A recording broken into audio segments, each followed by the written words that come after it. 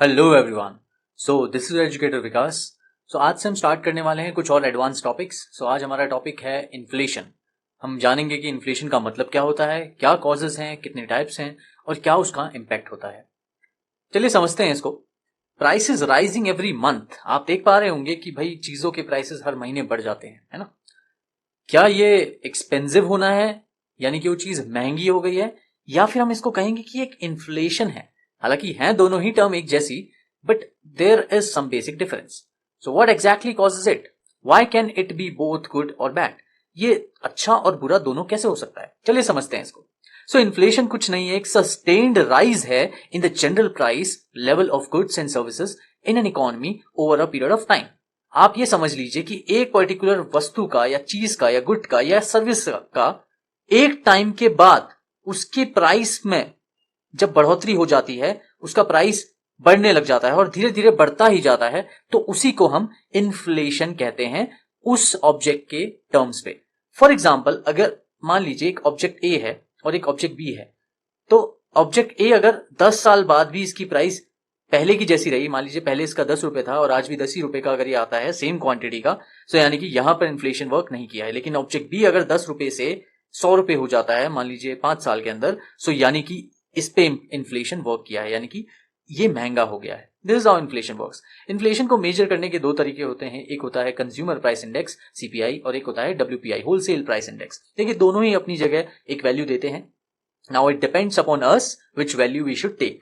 जैसे retail inflation जो होता है, यानी कि आपकी जो जेब पे इन्फ्लेशन की मार पड़ती है, वो कहीं ना कहीं कंज्यूमर प्राइस इंडेक्स की वजह से पड़ती है। फॉर एग्जाम्पल, अगर आप मार्केट में जाते हैं और आप या फिर आप अपनी दुकान पे जाते हैं और आप कुछ परचेज करते हैं, लेट जैसे आपने ब्रेड का पैकेट परचेज किया, पहले वो ब्रेड 15 रुपए का आता था, now it is coming at 20 rupees. So यानी कि that is what retail inflation is. ये होलसेल प्राइस इंडेक्स क्या होता है या ये होलसेल इन्फ्लेशन क्या होता है, तो ये पहले बहुत ज्यादा यूज होता था, आज के डेट में हम यूज करते हैं रिटेल इन्फ्लेशन को।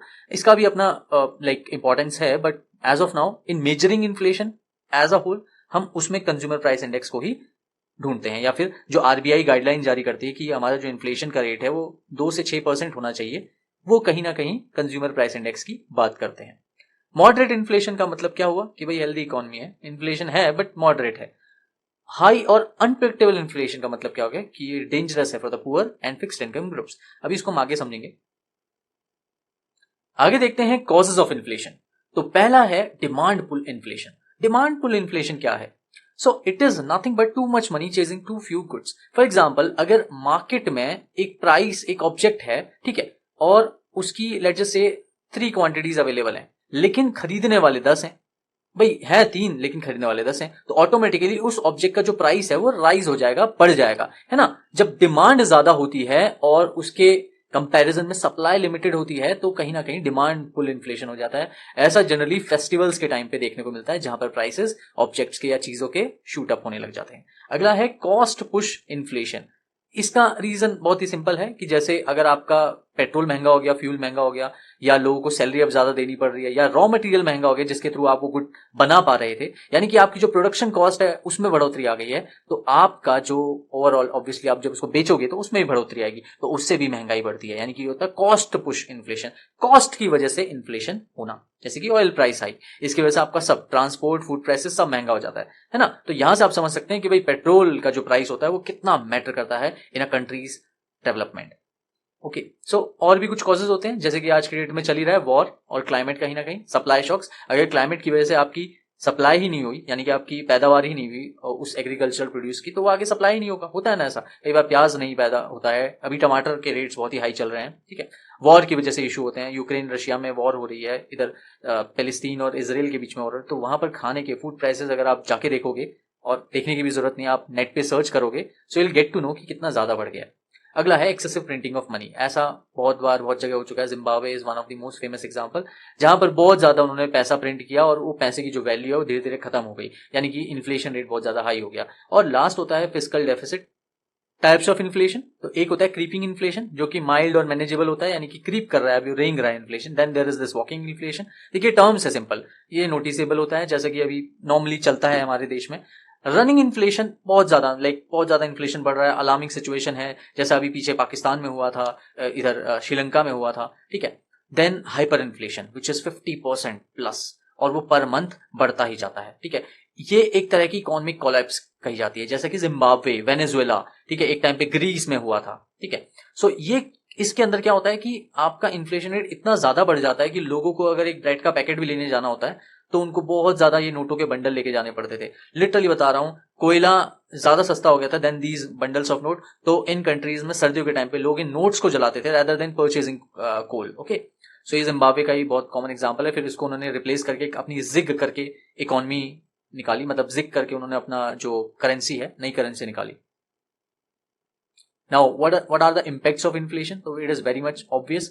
देखिए, कुछ गुड इम्पैक्ट्स होते हैं, जैसे कि ये इनकरेज करता है स्पेंडिंग और इन्वेस्टमेंट, यानी कि जितना ज्यादा इन्फ्लेशन होगा यानी कि लोगों की जो स्पेंडिंग है उसको इनकरेज कर रहा है ना। कोई चीज अगर धीरे धीरे बढ़ रही है तो कहीं ना कहीं लोग फिर और ज्यादा पैसा खर्चा करेंगे उस पर, ठीक है, धीरे धीरे। लेकिन हाँ, बहुत ज्यादा अगर वो हाइपर इन्फ्लेशन या फिर आपकी रनिंग इन्फ्लेशन वाली कंडीशन आएगी तब ये दिक्कत देगा आपको।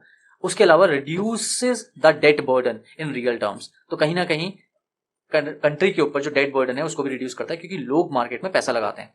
ओके, बैड साइड क्या है? अगर इन्फ्लेशन हाई हो रहा है तो उसका बैड इफेक्ट भी होता है, जैसे कि ये आपकी परचेजिंग पावर को रिड्यूस करता है।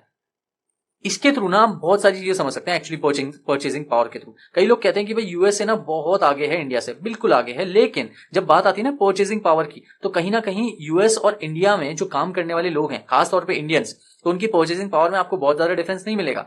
फॉर एग्जाम्पल, अगर यूएस में एक बंदा 5 लाख रुपए कमा रहा है, यानी कि मोटा मोटा 3,000 से $3,500 अगर वो कमा रहा है, तो उसकी परचेजिंग पावर और इंडिया में एक बंदा जो 60 to 70K कमा रहा है कहीं ना कहीं सेम ही होती है। यानी कि अगर इंडिया में एक बॉटल वाटर की 20 रुपए की मिलती है तो यूएस में वही बॉटल आपको करीब करीब $2 की मिलेगी, विच इज नथिंग बट, अगर हम इंडियन करेंसी के हिसाब से इसको मोल्ड करें तो ये 185 to 190 रुपीज का। तो आप देख सकते हैं कि कितना डिफरेंस है। तो ये परचेजिंग पावर, अगर इन्फ्लेशन बढ़ता है तो इंडिया में उसकी परचेजिंग पावर जो होती है वो कम होती जाती है। परचेजिंग पावर कैसे कम होगी?